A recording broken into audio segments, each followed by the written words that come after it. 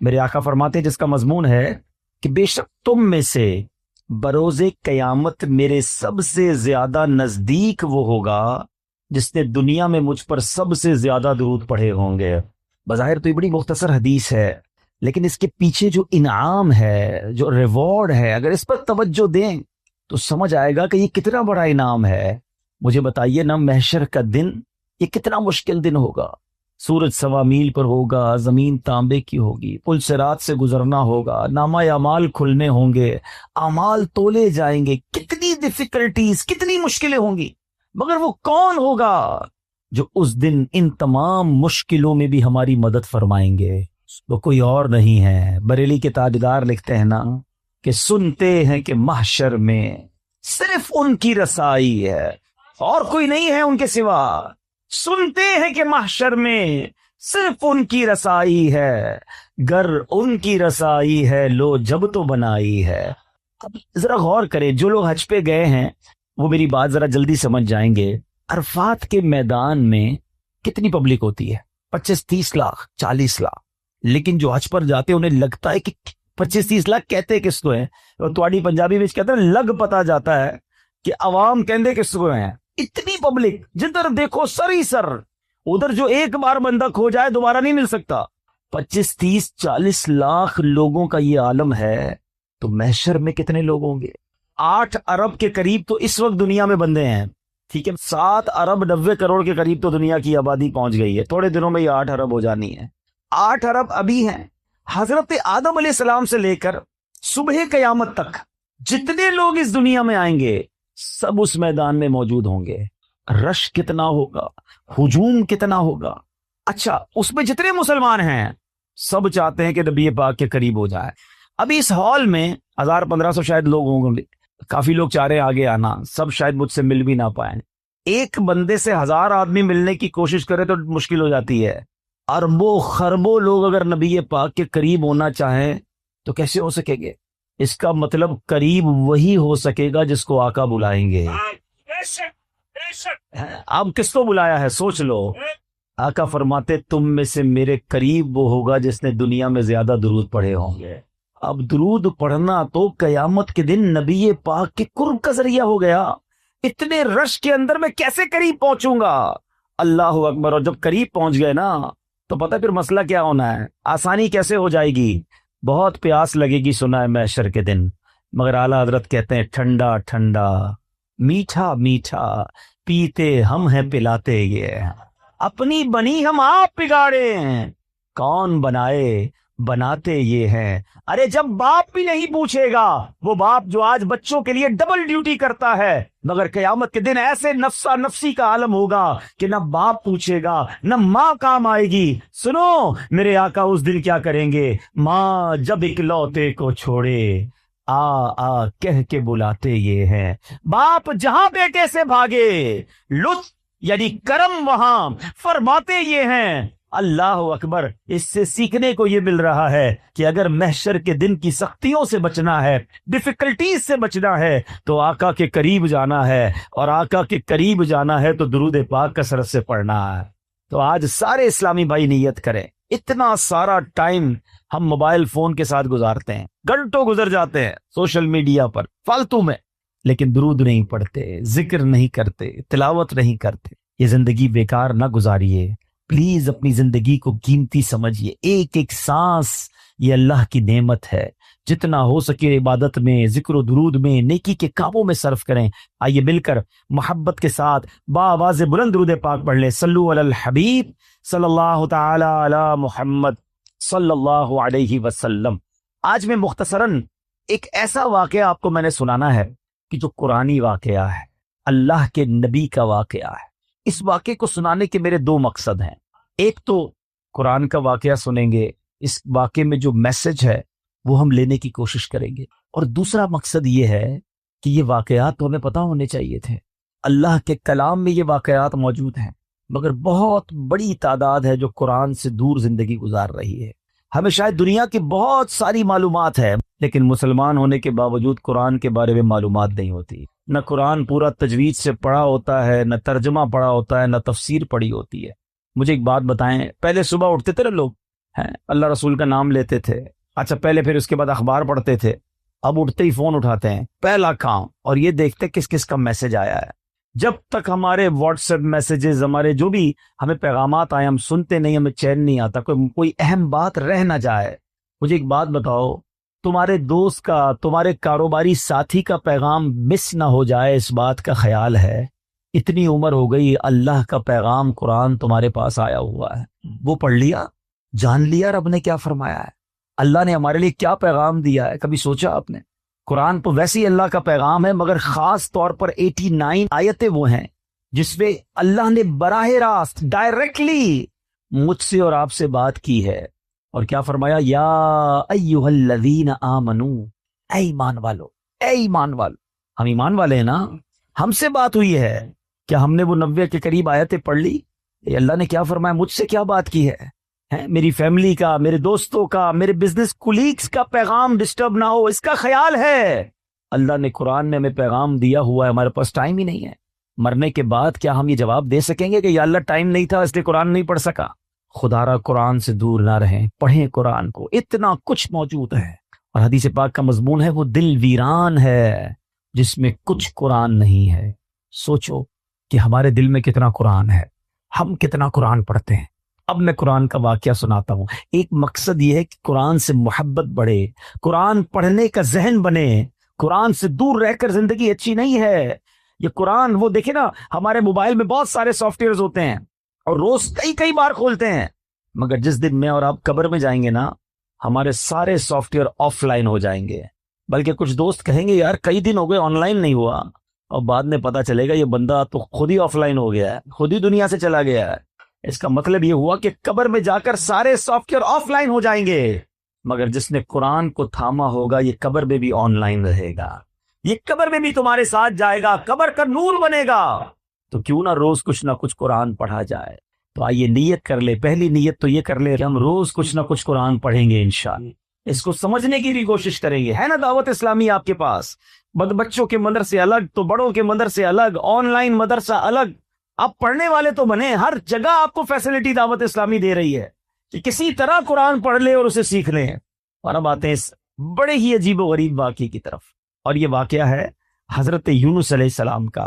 شہر تھا نینوا جس کی ہدایت کے لیے آپ کو بھیجا گیا۔ آپ نے اپنی قوم کو اللہ کی طرف بلایا، وہ لوگ شرک کرتے تھے، وہ اللہ پر ایمان نہیں لاتے، بت پرستی کرتے تھے۔ آپ نے بہت ان کو سمجھایا، اللہ کی طرف بلایا، وہ قوم ہدایت نہیں پاتی تھی، ایمان لانے سے انکار کر دیا، الٹا آپ کے سامنے سرکشی کرتے تھے۔ تو آخرکار آپ نے کہا کہ اے لوگو، اب اگر تم ایمان نہیں لا رہے تو سنو، میں تمہیں عذاب کے بارے میں بتا رہا ہوں، اب تم پر عذاب آئے گا، اور میں کوئی بات جھوٹی نہیں کرتا۔ اب قوم کے لوگوں نے مشورہ کیا کہ یہ بات تو کبھی جھوٹی کرتے نہیں ہیں، اب ان پر نظر رکھو، اگر تو یہ راتوں رات ہمارے شہر سے چلے جائیں نا تو سمجھ لو عذاب آنے والا ہے، کیونکہ اگر یہ اللہ کے نبی ہیں تو جس شہر میں اللہ کے نبی ہوتے ہیں وہاں عذاب نہیں آتا۔ وہ قوم بت پرست بھی تھی مگر یہ بات بھی مانتی تھی۔ آپ پر فوکس کیا، آپ پر نظر رکھی، اور دیکھا کہ رات آپ شہر سے باہر تشریف لے گئے، صبح ہوئی تو عذاب کی بدلیاں یعنی عجیب و غریب قسم کے بادل آنا شروع ہو گئے۔ قوم سمجھ گئی کہ اب عذاب آنے والا ہے، حضرت یونس کو ڈھونڈو۔ انہوں نے تلاش کیا، حضرت یونس پورے شہر میں نہیں ملے۔ اب قوم نے سمجھ لیا کہ عذاب آنے والا ہے۔ اب اس قوم نے کیا کیا کہ وہ ڈر گئے، کانپ گئے، اپنے بچوں کو لیا، عورتوں کو لیا، مویشیوں کو لیا، اور پھٹے پرانے کپڑے پہنے اور جنگل میں نکل گئے، اور رو رو کر اللہ کی بارگاہ میں توبہ کرنے لگے۔ حضرت یونس علیہ السلام پر اقرار اور ایمان لانے کی نیتیں کرنے لگے۔ شوہر بیوی سے الگ ہو گیا، مائیں بچوں سے الگ ہو گئیں، سب کے سب استغفار شروع کر دیا، گر گڑا کر رونے لگے۔ عذاب کے بادل آ چکے تھے مگر یہ روتے رہے، گر گڑاتے رہے۔ جو مظالم آپس میں انہوں نے کیے تھے، ایک دوسرے سے معافیا مانگنے لگے، کسی کی حق تلفی کی تھی اس کا حق واپس لوٹا دیا۔ سچی توبہ کر کے کہتے ہیں یا اللہ، ہم حضرت یونس کے رب پر ایمان لائے، وعدہ کرتے ہیں ہمیں معاف فرما دے۔ اللہ کریم کو ان لوگوں کی اس گریہ وزاری پر، مخلصانہ گریہ وزاری پر، بے قراری پر رحم آیا اور عذاب اٹھا لیا گیا۔ دھواں اور عذاب کی بدلیاں جو تھیں، وہ بادل عجیب و غریب وہ دفع کر دیے گئے۔ شہر میں لوگ آئے اور امن و چین کے ساتھ رہنے لگے۔ اللہ کریم قرآن مجید میں اس کے بارے میں کیا ارشاد فرماتا ہے؟ قرآن کی پوری سورت کا نام سورہ یونس ہے، یہ پورا واقعہ اس میں موجود ہے۔ اللہ سورہ یونس میں ارشاد فرماتا ہے، تو ہوئی ہوتی نہ کوئی بستی کہ ایمان لاتی تو اس کا ایمان کام آتا۔ ہاں، یونس کی قوم جب ایمان لائے، ہم نے ان سے رسوائی کا عذاب دنیا کی زندگی میں ہٹا دیا اور ایک وقت تک انہیں برتنے دیا۔ یاد رہے کہ اللہ کی قدرت کا ایک اصول ہے کہ جب قوم پر عذاب آ جاتا ہے تو عذاب آنے کے بعد توبہ مفید نہیں رہتی، توبہ قبول نہیں کی جاتی۔ مگر یونس علیہ الصلوۃ والسلام کی قوم پر یہ احسان ہوا کہ عذاب کی بدلیاں آ چکی تھیں، مگر جب وہ ایمان لائے تو ان سے عذاب کو اٹھا لیا گیا۔ اب ماجرا یہ ہوا، اللہ کے نبی تھے، آپ کو بتا دیا گیا تھا کہ عذاب آنا ہے، آپ نے اپنی قوم کو بتایا کہ عذاب آنے والا ہے، خود چلے گئے تھے۔ آپ جب واپس آئے تو دیکھا قوم چین سے رہ رہی ہے، کوئی عذاب نہیں آیا۔ تو لوگوں نے کہا کہ حضور آپ اپنی قوم میں تشریف لے جائیں۔ فرمایا میں کیسے جاؤں؟ اب میں قوم میں جاؤں گا، یہ لوگ تو مجھے جھوٹا سمجھیں گے اور مجھے قتل کر دیں گے، میں تو ان کو کہہ کر آیا تھا عذاب آئے گا۔ آپ اپنی قوم کی طرف جانے کی بجائے آپ اس قوم سے دور سمندر کی طرف چلے گئے، کشتی میں بیٹھے۔ جب وہ کشتی آگے جاتی ہے تو بیچ سمندر میں جا کر وہ کشتی رک گئی۔ اس زمانے کے لوگوں کا یہ ماننا تھا کہ بیچ میں کشتی جب ہی رکتی ہے جب کوئی بھاگا ہوا غلام کشتی میں بیٹھا ہو۔ تو لوگوں نے کہا ایسا کرتے ہیں، قرآن دازی کرتے ہیں اور دیکھتے ہیں کہ کون ہے جس کی وجہ سے یہ کشتی رکی ہے۔ اب جب قرآن دازی کی گئی تو حضرت یونس کا ہی نام نکل آیا۔ اس قوم نے حضرت یونس کو ہی کشتی سے اتار کر پانی میں ڈال دیا، ڈبو دیا پانی میں۔ ایک طرف قوم بچھڑ گئی، ایک اور آزمائش کہ اب آپ پانی میں ڈبو دیے گئے بیچ سمندر کے اندر۔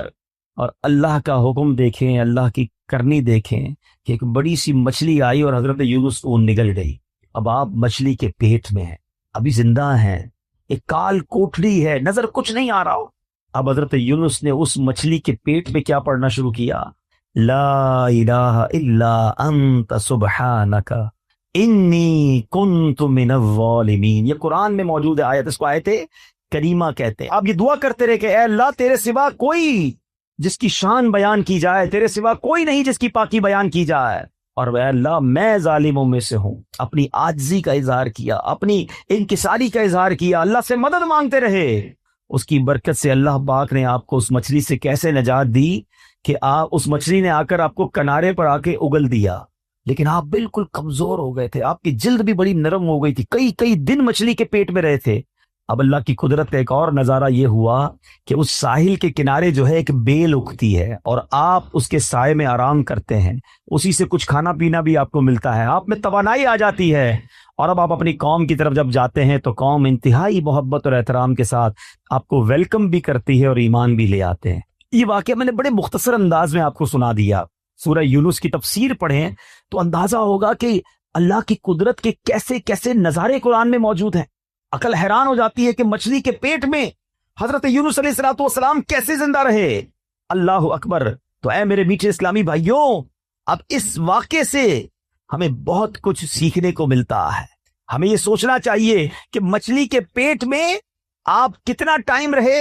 ایک روایت کے مطابق آپ کئی دن مچھلی کے پیٹ میں رہے، مگر اللہ پاک کی شان دیکھیں کہ رب نے بچانا تھا تو مچھلی کے پیٹ میں بھی بچائے رکھا۔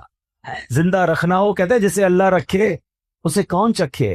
اب اس ایک قرآنی واقعے سے بہت کچھ سیکھنے کو مل رہا ہے۔ پہلی بات یہ سیکھنے کو ملی کہ سچی توبہ یہ اللہ کی رضا کا سبب ہے۔ کتنے گناہ کیوں نہ ہو جائیں، کتنی خطائیں کیوں نہ ہو جائیں، اس کی بارگاہ میں اگر گر گڑایا جائے تو وہ خاص کرم فرماتا ہے، وہ آتے عذاب ڈال دیتا ہے، وہ رحمت کی برکھا برساتا ہے۔ مگر پرابلم یہ ہے کہ آج ہم اللہ کی بارگاہ میں سر نہیں جھکاتے، اس سے سچی توبہ نہیں کرتے، اس سے دوستی نہیں کرتے۔ گناہ ہو گئے نا، مگر وہ کریم ہے، وہ رحیم ہے، اس سے مانگ لے معافی، مگر سچی معافی مانگے۔ یہ توبہ نہیں ہے کہ یا اللہ میری توبہ، یا اللہ میری توبہ، اور پھر دوسرے گناہوں کے پلان باقی ہیں۔ نہیں، سچی توبہ کہ اب نہیں کروں گا۔ جتنے گناہ ہیں وہ کریم کرم فرمائے تو ایک باری میں معاف فرما دیتا ہے۔ کیا خوبصورت شعر پنجابی شاعر کہتا ہے نا، کتنا کریم ہے میرا مالک۔ ہک گناہ میرے ماں پیو ویکھے مینو عمری منہ نہ لاوے۔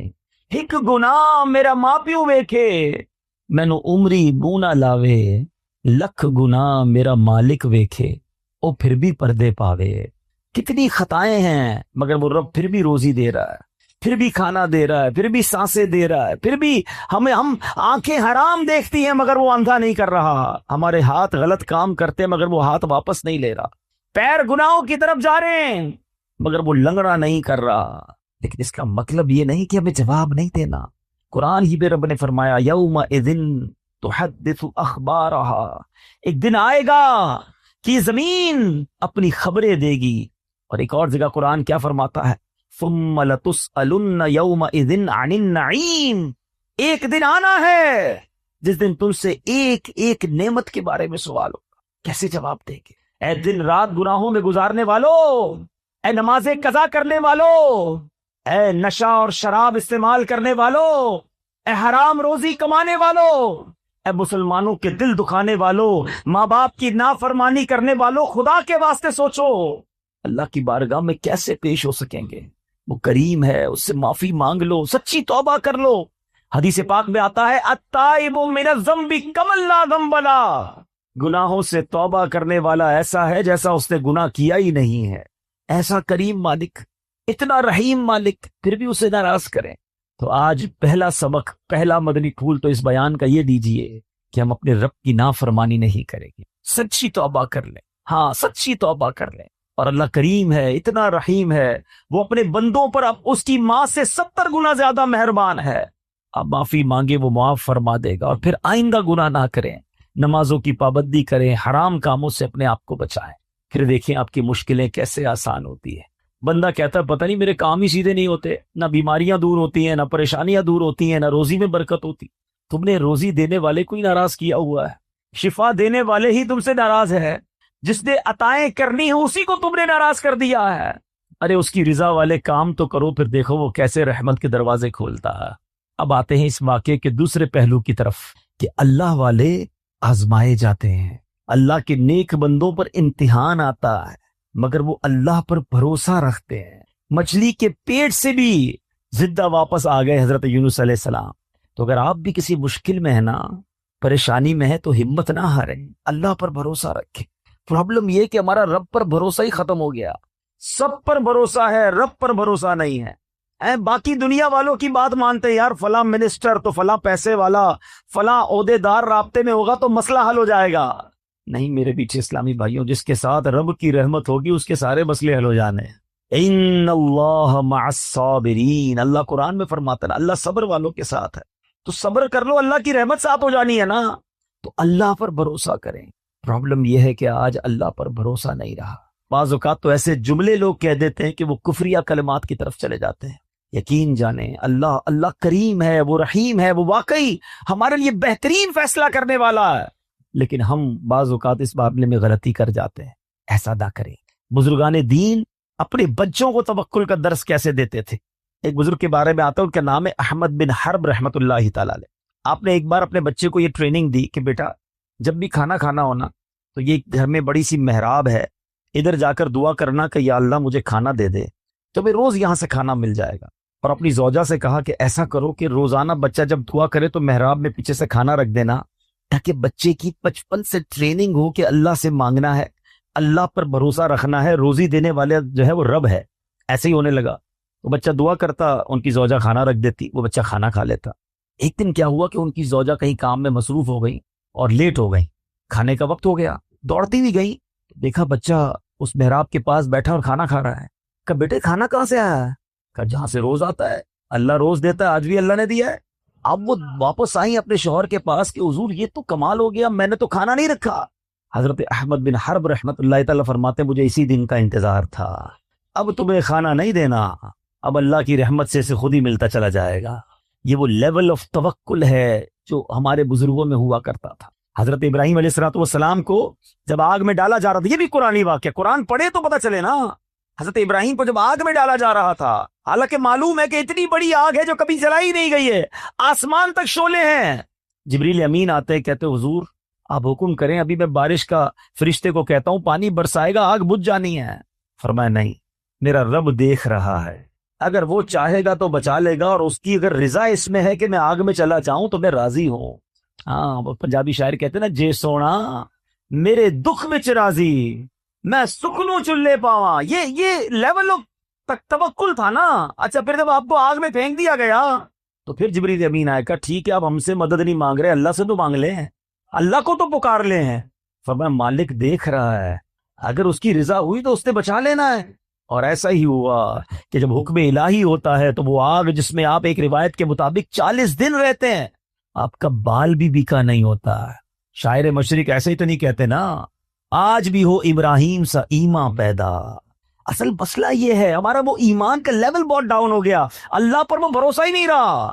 اگر آج بھی ہو ابراہیم سا ایمان پیدا, آگ کر سکتی ہے انداز گلستان پیدا.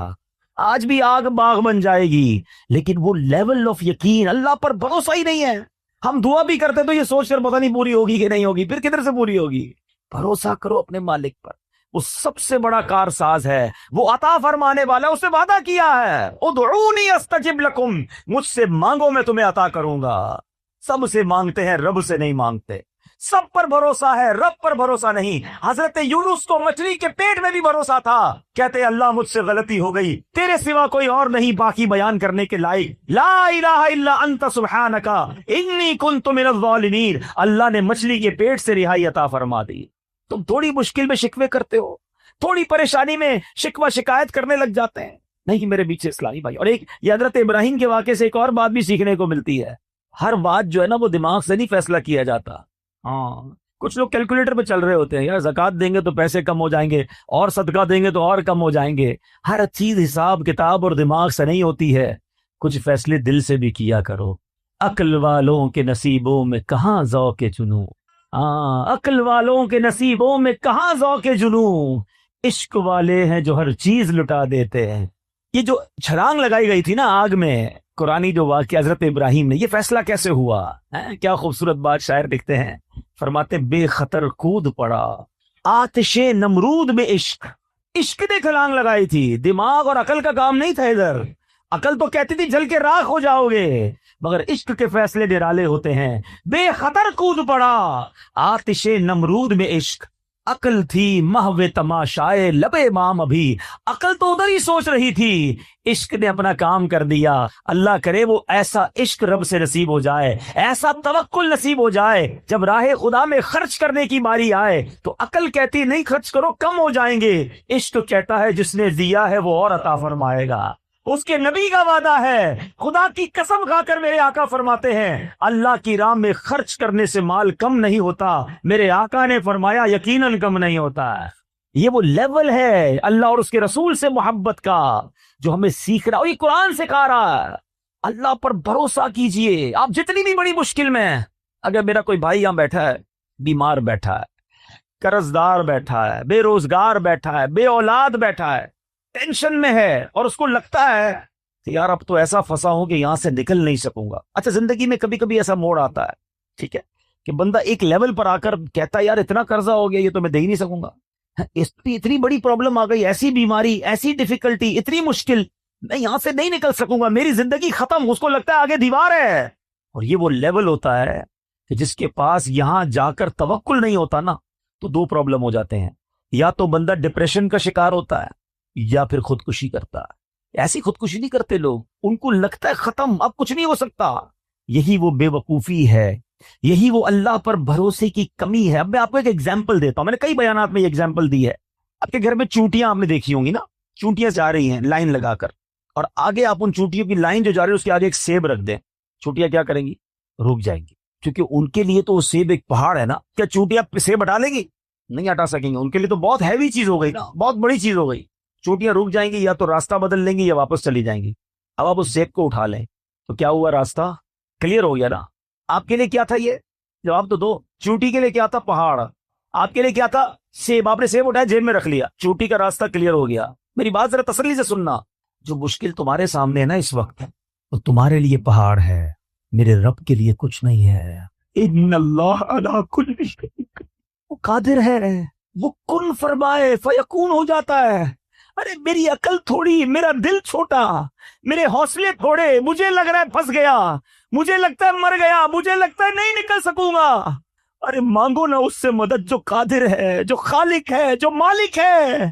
وہ تو حکم فرمائے تو چیزیں بہتر ہو جاتی ہیں. ہم نے دیکھا ہے ڈاکٹر کہتے ہیں کینسر کے اس سٹیج پر ہے کہ یہ نہیں بچ سکے گا, 15 دن رہ گئے, اور جب اللہ نے صحت دیتی ہے تو ڈاکٹر حیران ہوتے کون سی رپورٹ تھی پہلے والی, یہ تو بندہ بالکل کلیئر ہو گیا ہے. اللہ اپنی قدرت کے نظارے اب بھی دکھاتا ہے. بھروسہ چاہیے, یقین چاہیے. ہمارا پرابلم یہی ہے, ہم رب سے بھروسہ توڑ بیٹھے. مانگو نہ اس سے. ایک اور آج کنفیوژن دور کر دیتا ہوں, ایک اور مشکل آج دور کر دیتا ہوں. مسئلہ یہ ہوتا ہے, لوگ کہتے ہیں یار ہم نے تو مسجد میں بھی دعا کی, کعبے کے سامنے بھی جا کے دعا کی, مزار پہ جا کے بھی دعا کی, روزے رکھ کے افطار کے وقت بھی دعا کی, تہجد پڑھ کے بھی دعا کی, ساڈا مسئلہ ہی حل نہیں ہوتا ہے. تم کہتے ہو اللہ سے مانگو, ہمارا تو مسئلہ ہی حل نہیں ہو رہا, ہمارا اولاد ہی نہیں مل رہی ہے, پیسے ہی نہیں بڑھ رہے, نوکری نہیں مل رہی, گھر کرائے کا اپنا گھر ہی نہیں ہو رہا, کیسے اللہ پر بھروسہ کروں. یہ وہ پرابلم ہے کہ جہاں جا کر بندہ رب سے دور ہونا شروع ہو جاتا ہے, جہاں اس کا رب سے بھروسہ ٹوٹنا شروع ہو جاتا ہے. سمجھو میری بات تسلی سے, آج کے اس بیان میں اپنے رب سے دوستی کر کے جانا, اپنے مالک سے محبت کر کے جانا. وہ خالق ہے میرا, وہ مالک ہے, وہ مجھے میری ماں سے زیادہ چاہنے والا ہے. سنو, جب دل میں یہ خیال آئے نا کہ اللہ میری سن نہیں رہا, اللہ کی طرف سے میرا کام نہیں ہو رہا, اس وسوسے کو جھٹک دینا. اب میں ایک اور ایگزامپل کے ذریعے آپ کو سمجھاتا ہوں. آپ کا چھوٹا بیٹا ہو, آپ کا چھوٹا بھائی ہو, اور وہ آپ کے سامنے بخار میں آئے, گلا اس کا خراب ہو, اور وہ رونے لگے کہ بابا جان مجھے آئس کریم کھانی ہے, ٹھنڈا شربت پینا ہے. بتاؤ آپ کھلاؤ گے اسے آئس کریم؟ ہیں, شربت پلاؤ گے؟ وہ رو رہا ہے آپ کے سامنے, گر گڑا رہا ہے. اب آپ کا ایک دوست ساتھ بیٹھا ہے, کہتا ہے کیسے باپ ہو یار, بچہ رو رہا ہے, کھلا دو آئس کریم, کیوں نہیں پلا رہے شربت؟ تو آپ جواب کیا دو گے؟ میں والد ہوں, مجھے پتا ہے اس کو کب کیا دینا ہے, اس کو رونے دو, اگر میں نے ابھی اس کو آئس کریم کھلائی تو یہ اور بیمار ہو جائے گا. ٹھیک ہے, اب میری بات تسلی سے سنو, دل پر ہاتھ رکھ کے سنو. تم باپ ہو, تمہیں پتا ہے بیٹے کو کب کیا دینا ہے. میرے مالک کو نہیں پتا مجھے کب کیا دینا ہے, وہ نہیں دے رہا, یہی بہتر ہے میرے لیے, مانو اس کے فیصلوں کو. میں مانگ رہا ہوں اولاد دے دے, وہ نہیں دے رہا. کیا پتا ایسا بیٹا پیدا ہونا تھا جو مار کے مجھے ہی گھر سے نکال دیتا. آج اپنے رب پر بھروسہ لے کر جاؤ. حضرت یونس کا یہ قرآنی واقعہ کیا کمال کا بھروسہ سکھا رہا ہے. کبھی تصور تو کرو, اندھیری کال کوٹڑی ہوگی, مچھلی کے پیٹ میں ایک روشنی کی رمق نہیں آتی تھی, مگر وہ اللہ والے تھے, کہتے لا الہ الا انت سبحانک انی کنت من الظالمین. مولا میرا قصور ہے, تیرے سوا کوئی شان بیان کرنے کے لائق نہیں, تو ہی خالق, تو ہی مالک. ادھر تھوڑی سی آزمائش ہو, بندہ اللہ کی بارگاہ میں شکوے کرتا, یا اللہ تو نے ایسا کیا, اللہ نے پیچھے کر دیا. کیسے جواب دو گے رب کو؟ اس نے جتنا دیا ہے کبھی سوچا ہے؟ اس کی نعمتیں معلوم ہے؟ کبھی دیکھا ہے لنگڑے کو بغیر پیر کے کیسے جیتا ہے؟ کبھی دیکھا ہے اندھے کو بغیر دیکھے کیسے جیتا ہے؟ کتنی بار شکر ادا کیا آنکھ کا, کتنی بار شکر ادا کیا پیر کا اور ہاتھوں کا اور زبان کا. کبھی دیکھا ہے ڈائلیسس کے مریض کو جس کے گردے فیل ہو جائے, پانی نہیں پی سکتا, ڈاکٹر کہتے پورے دن میں 1 گلاس پانی پینا, اس سے زیادہ نہیں, تمہارے لیے مشکل ہو جائے گی. ترستا ہے پانی پینے کو, ہر تیسرے دن جا کے ڈائلیسس کراتا ہے. ہمارے گردے سلامت ہے, جتنا پینا ہے پیتے ہیں, جب پاس کرنا ہوتا ہے پاس کر دیتے ہیں, استنجا سے فارغ ہو جاتے ہیں. یہ نعمتیں یاد نہیں؟ ابھی پچھلے دنوں کرونا وائرس جب پیک پر تھا, اللہ ہم سب کو محفوظ رکھے, سانس کتنی بڑی نعمت ہے. یہ کرونا نے سمجھا دیا لوگوں کو کہ جب آکسیجن نہیں آتا ہے نا, انسان کہتا ہے ساری دولت لے لو میری, مجھے یہ سانس مل جائے, یہ سانس نہ رکے. اس کے پھیپڑے پمپ کرتے ہیں مگر اسے سانس نہیں مل رہی ہوتی ہے. اس وقت کتنی دیر سے بیٹھے ہو اس ہال میں, کتنی سانسیں لیتی, لے بھی لیں اور نکال بھی لیں, پتہ بھی نہیں چلا. کبھی سوچا یہ اللہ کی کتنی بڑی نعمت ہے؟ شکر ادا نہیں کرتے, اللہ سے شکوہ کرتے ہو. نہیں میرے بیٹے اسلامی بھائی, اس کی بارگاہ میں ہمیشہ سر جھکائے رکھنا, اور اس کی شان تو دیکھو. وہ فرماتا ہے لئن شکرتم لازیدنکم, تم میرا شکر ادا کرو میں تمہیں اور عطا کروں. کچھ بھی تو نہیں کرنا, اے اللہ تیری مہربانی, تو نے مجھے کروڑوں سے اچھا بنایا, شکر کرو نا. کیوں کہتے ہو میں پیچھے رہ گیا؟ ارے میں کروڑوں سے اب بھی آگے ہوں. اصل مسئلہ یہ کہ ہم نے اپنی سوچ کا دھارا چینج کر دیا ہے. اگر آپ کو پرسکون زندگی گزار رہی ہے, میں آج آپ کو فارمولہ دیتا ہوں, اگر پرسکون زندگی گزار رہی ہے نا, تو نیکیوں میں اپنے سے آگے والے کو دیکھو, نعمتوں میں اپنے سے پیچھے والے کو دیکھو. ہمارا معاملہ ہی الٹا ہے, ہم نیکیوں میں پیچھے والے کو دیکھتے ہیں. ہم کہتے ہیں یار میں 5 وقت نماز پڑھتا ہوں, وہ تو پڑھتا ہی نہیں ہے. میں چلو رمضان میں روزے رکھتا ہوں، تھوڑے بہت چھوٹ جاتے ہیں، اس کے تو ایک بھی نہیں ہے۔ غلط آدمی کو دیکھ کر اپنے آپ کو سیٹسفائی کر رہے ہیں۔ اگر تم 5 وقت نماز پڑھتے ہو تو تہجد گزار کو دیکھو نا، کہ یار وہ تہجد پڑھتا ہے میں نہیں پڑھتا، وہ قرآن پڑھتا ہے میں نہیں پڑھتا، وہ تو ماشاءاللہ کاروبار کے ساتھ ساتھ دین کا کام بھی کر رہا ہے، میں نہیں کر رہا، میں کب کروں گا؟ اسے دیکھو نا جو تم سے نیکیوں میں آگے بڑھ گیا۔ مدنی قافلے میں جانے والے کو دیکھ کر کیوں خیال نہیں آتا کہ یہ راہ خدا میں 12 ماہ اور 30 دن کا سفر کر رہا ہے، میں سفر نہیں کر رہا؟ تمہیں یورپ جانے والا دیکھ کر پھر سونا شروع ہو جاتی ہے؟ کیوں؟ نیکیوں میں اپنے آگے والوں کو دیکھے اور نعمتوں میں اپنے سے نیچے والے کو دیکھو۔ اگر تم غریب ہو، کرائے کے گھر میں رہتے ہو، تو سوچو بہت سارے لوگ جو جھونپڑیوں میں رہتے ہیں، روڈوں پہ سوتے ہیں، جیلوں میں پڑے ہوئے ہیں۔ اللہ نے مجھے الحمدللہ اپنا گھر تو دیا، چھت تو دیا ہے، کبھی پسند کا کھانا نہیں ملتا تو کہتے ہو پیچھے رہ گیا۔ کئی لوگ ایسے ہیں جو 2 دن تک کھانا نہیں کھا سکتے، مانگ کر کھاتے ہیں۔ اللہ نے ایسا تو نہیں بنایا نا، کروڑوں سے اچھے ہیں ہم، اس وقت بھی کروڑوں سے اچھے ہیں۔ اپنی اوقات پتہ کرنی ہو نا تو پیر بیل میں بھی کوئی ہاسپٹل ہوگا، کوئی بڑا ہاسپٹل ہو نا، اس کے ایمرجنسی وارڈ میں چلے جایا کرو اور وہاں دیکھا کرو لوگ کیسی کیسی بیماریوں میں آ رہے ہیں۔ پھر تمہیں احساس ہوگا کہ صحت کتنی بڑی چیز ہے۔ ہر حال میں اللہ کا شکر ادا کریں۔ یہ قرآنی وعدہ یاد کر لو۔ میں دوبارہ کہتا ہوں قرآن پڑھیں، خدا کی قسم وہ خزانہ ہے قرآن، پڑھیں تو سیکھنے کو ملے گا نا۔ قرآن کہتا ہے لَإِن شَكَرْتُمْ لَأَزِيدَنَّكُمْ، تم میرا شکر ادا کرو میں تمہیں اور عطا کروں۔ آج سے شکر سیکھ کر جاؤ، اللہ سے محبت سیکھ کر جاؤ، رب پر بھروسہ سیکھ کر جاؤ۔ جب کوئی کام ہو جائے نا تب بھی اللہ کا شکر ادا کیا کرو، اور جب کام نہ ہو نا پھر بھی اللہ کا شکر ادا کیا کرو۔ یا اللہ تیری مہربانی نہیں ہوا، یہی میرے لیے بہتر تھا۔ آپ پرسکون ہو جائیں گے جب آپ کو یہ یقین ہو جائے گا نا کہ جو نہیں ہوا وہ بھی رب کی طرف سے اور میرے لیے بہتر ہے، تو انشاءاللہ پھر ٹینشن والی زندگی نہیں رہے گی۔ اللہ کرے کہ دل میں اتر جائے میری بات، یہ پیغام، یہی محبتیں، اللہ اور اس کے رسول کی محبتیں دعوت اسلامی کے مدنی ماحول میں سکھائی جاتی ہیں۔ خدا را اس ماحول میں آ جائیے، یہ بڑا کمال کا ماحول ہے۔ یقین کریں اس دنیا میں بہت ساری برائیاں ہیں ہر طرف، اس ماحول میں آ کر بیٹھتے ہیں تو اللہ سے محبت بڑھنے لگ جاتی ہے، اللہ کی اطاعت کرنے کا جذبہ بڑھنا شروع ہو جاتا ہے، نبی پاک کا عشق دل میں بڑھتا ہے۔